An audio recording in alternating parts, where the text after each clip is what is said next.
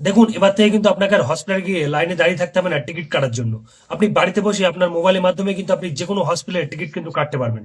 সেটা আরজিকর হতে পারে, বা সেটা পিজি হতে পারে, বা সেটা এনআরএস হতে পারে, বা সেটা ডেন্টাল হতে পারে। যে কোনো হসপিটালের টিকিট কিন্তু আপনি বাড়িতে বসে আপনার মোবাইলের মাধ্যমে কিন্তু কাটতে পারবেন। তো কিভাবে আপনি এটি করবেন তার জন্য ভিডিওটি সম্পূর্ণ দেখুন ও পেজটি অবশ্যই ফলো করে দেবেন। তার জন্য আপনি গুগলে চলে আসবেন, গুগলে এসে সার্চ করবেন হসপিটাল টিকিট। হসপিটাল টিকিট লিখে সার্চ করলে কিন্তু আপনার সামনে এরকম একটা ওয়েবসাইট কিন্তু চলে আসবে। এবার আপনি এই প্রথম যে লিঙ্কটি দেখছেন ডব্লিউবি হেলথ, আপনি এখানে ক্লিক করবেন।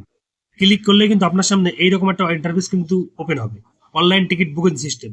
আপনি এখানে আপনার মোবাইল নাম্বারটা দিয়ে ভেরিফাই করে ওটিপির মাধ্যমে লগ ইন করবেন। ওটিপি দিয়ে লগ ইন করার পরেই কিন্তু আপনার সামনে এইরকম একটা ফর্ম কিন্তু ওপেন হয়ে যাবে। ঠিক আছে, এবার আপনি কি করবেন, এই উপরে দেখুন হসপিটাল নাম, আপনি হসপিটাল নামের এই ড্রপ ডাউনে ক্লিক করবেন। ক্লিক করলেই কিন্তু আপনি দেখতে পাবেন যত হসপিটাল রয়েছে সব হসপিটালের নাম কিন্তু এখানে রয়েছে। সব হসপিটালগুলো কিন্তু এখানে রয়েছে। এবার আপনি যেই হসপিটালে চিকিৎসা করাতে যাবেন সেই হসপিটালের নামটা এখান থেকে সিলেক্ট করবেন। ধরুন আমি একটা উদাহরণ হিসেবে দেখাচ্ছি, এনআরএস মেডিকেল কলেজ হসপিটাল, আমি এখানে ক্লিক করলাম। এনআরএস মেডিকেল কলেজ হসপিটাল এটা কিন্তু সিলেক্ট হয়ে গেল। নিচে রয়েছে ভিজিট ডেট, আপনি কোন ডেটে চিকিৎসা করাতে যাবেন সেটা কিন্তু এখান থেকে সিলেক্ট করে নেবেন। সিলেক্ট করার পরে আপনার নামটা এখানে দিয়ে দেবেন। তারপর আপনার জেন্ডারটা এখান থেকে সিলেক্ট করে দেবেন। আপনার মোবাইল নাম্বার কিন্তু এখানে সিলেক্টই থাকবে। তারপর আপনার এজটা এখানে দিয়ে দেবেন। তারপর ইয়ার অফ বার্থ, আপনার কত সালে জন্ম সেটা কিন্তু এখানে দিয়ে দেবেন। তারপর ইন্ডিয়া আর ওয়েস্ট বেঙ্গল কিন্তু এটা সিলেক্টই থাকবে। তারপর আপনি কোন ডিস্ট্রিক্ট থেকে রয়েছেন সেই ডিস্ট্রিক্টটা এখান থেকে সিলেক্ট করবেন। ডিস্ট্রিক্টটা সিলেক্ট করার পরে পিএসটা সিলেক্ট করে নেবেন। পুলিশ স্টেশনটা কিন্তু এখান থেকে সিলেক্ট করবেন। তারপর আপনার অ্যাড্রেসটা এখানে দিয়ে দেবেন। তারপরে আপনার পিনকোডটা এখান থেকে দিয়ে দেবেন। তারপর আপনার আধার কার্ডের যে নাম্বারটা রয়েছে সেই আধার কার্ড নাম্বারটা কিন্তু এখানে দিয়ে দেবেন।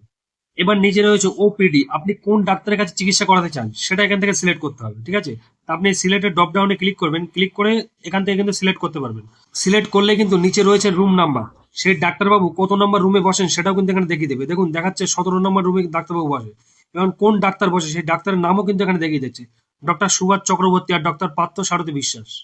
তারপরে আপনি কি করবেন, এটাকে সেভ করে দেবেন। সেভ করলে কিন্তু আপনার টিকিটটা কিন্তু কনফার্ম হয়ে যাবে। আপনি টিকিটটা ডাউনলোড করে প্রিন্ট আউট করে কিন্তু নিয়ে যেতে পারবেন। প্রিন্ট আউট করে আপনি যখন হসপিটালে চিকিৎসা করাতে যাবেন তখন ওই কাগজটা তো নিয়ে যাবেন, সেটা কিন্তু আপনাকে অনলাইন যে সেন্টার রয়েছে ওখানে অনলাইন সেন্টারে কিন্তু আপনাকে এটাকে এন্ট্রি করাতে হবে। এন্ট্রি না করালে কিন্তু আপনি ডাক্তার কিন্তু দেখাতে পারবেন না।